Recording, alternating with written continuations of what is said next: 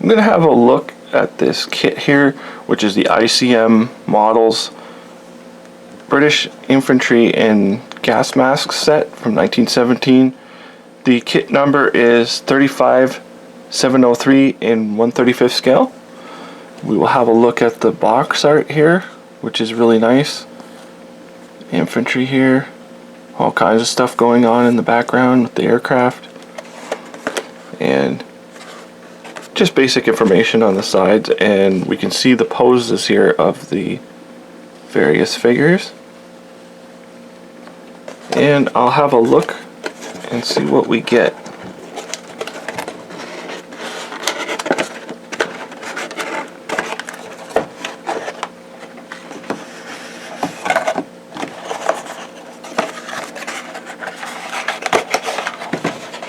Alrighty. So we'll pull the figures out and we'll get to the instructions here, which show us our sprues here. I'm guessing these blocks are basically alternate heads, so I'm guessing once we go through the sprues that you could make them without the gas masks if you wanted, because there's a separate sprue over here. And the color callouts are for Revell and Tamiya paints. Nice that they have the Tamiya ones on here because they're commonly available just about everywhere. So, and a nice big color, full color sheet for painting here. Their instructions are excellent, these ICM figure kits. And then we have a separate sheet here, which is for the weapons. I'm not sure. I don't have a weapon set by them. I'm not sure if this is the sheet that's included with the weapon set on its own. And it's interesting. It's calling for Model Master paint,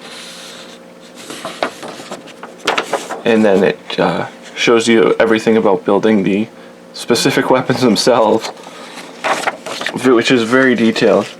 So I will pull out the different sprues here.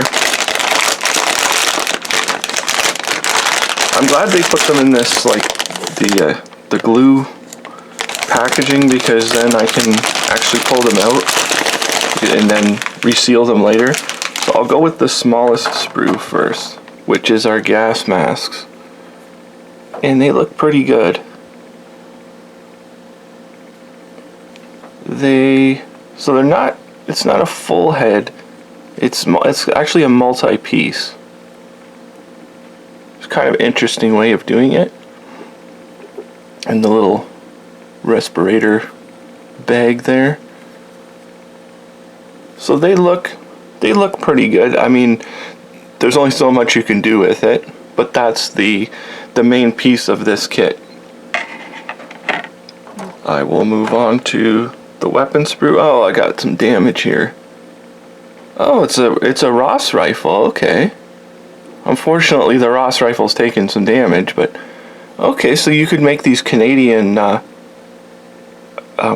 troops if you wanted. It shouldn't be much to fix this because of where it's broken, but it is broken.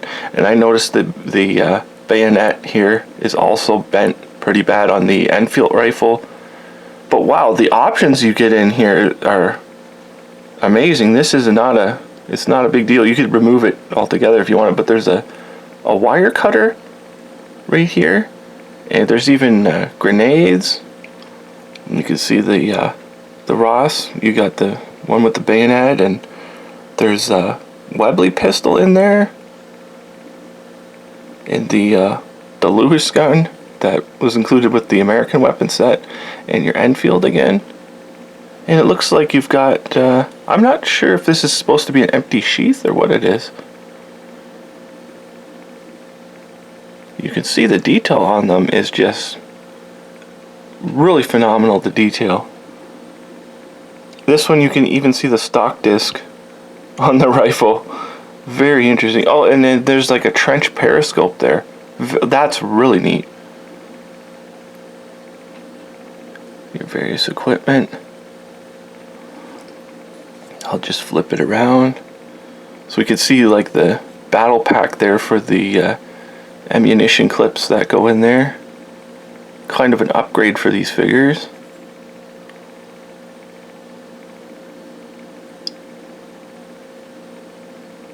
But yeah, it's very nice to give you Rosses, but unfortunately you only get 2 of the Rosses. So you really couldn't kit out all of them. But it didn't matter anyways, because you would often find mix and match guns when our troops were over there. So it's possible to see 2 Rosses, an Enfield, and a guy with a Webley. It wouldn't be out of place. Very nicely detailed. Very cool that they give you Rosses. I don't believe ICM do an actual specific Canadian set. It would be cool if they did come out with one though. And then we have the actual figures themselves. So this is the back side, which I'm sure is not that interesting. Interesting, the guy's cane though. That's really nice. Really good detail on that. And I've talked about this in other figure kits. I don't like when they have the weapons integrated into the hands. But in the case of this British guy, because you see, you could have had a 1911 in his hand if you were trying to make a specific scene, or like if you're into your history and a guy used a 1911, it would be hard to remove that and switch the pistol out. I don't like when they integrate them in there. The cane is fine, but the pistol I wish was a separate piece, a separate hand altogether like this, because you seem to do it on some of the figures, and then the figures where it would make more sense, they don't do it. So, and whoop. Anyways, so here's the actual pieces. Yeah, so you could make these without the gas masks. It shouldn't be a problem. And the head sculpts look really nice on there. We'll just go through these guys kind of quick. I'll have to get my cat out of the way for a second. Alright, there we go. So here's the officer's cap. And very nice figure set. This is an excellent figure set because it should actually be a 2-in-1 on the box, is what they should have advertised it as, because it is a 2-in-1. Not only can you make them without the gas masks, but you could make them as Canadian troops if you wanted to. So this is an excellent, highly recommended kit. Highly recommended. The British Infantry and Gas Masks by ICM, kit number 35703. So thank you for watching.